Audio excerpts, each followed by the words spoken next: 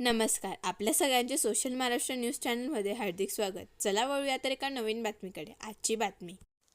क्रीडा व युवक सेवा संचालनालय महाराष्ट्र राज्य व धुळे जिल्हा क्रीडा अधिकारी कार्यालय व क्रीडा परिषद यांच्या संयुक्त विद्यमानाने जिल्हास्तरीय रोलर स्केटिंग स्पर्धेचे आयोजन करण्यात आलं.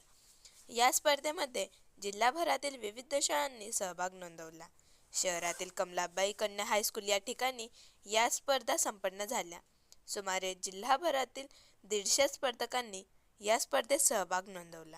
यांच्या संयुक्त विद्यमाने जिल्हास्तरीय भव्य रोलर स्केटिंग स्पर्धा या ठिकाणी कमलाबाई हायस्कूल येथे आज रोजी आयोजित केली आहे.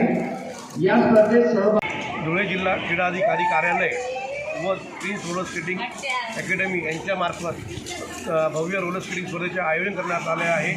आज क्रीडा सप्ताहानिमित्त या स्पर्धा घेण्यात आल्या होत्या. यात 0 ते 4, 4 ते 6, 6 ते 8, 8 ते 10, 10 ते 12 असा वयोगट घेतलेला आहे. या स्पर्धेमध्ये आपल्याला मुलांना प्रथम, द्वितीय, तृतीय आणि सहभाग मेडल सर्टिफिकेट्स देण्यात येणार आहेत. या स्पर्धेमध्ये जवळपास धुळ्याच्या सर्व शाळांनी सहभाग घेतला आहे व या स्पर्धा आज संपन्न होत आहेत कमलाबाई कन्या हायस्कूल या शाळेमध्ये.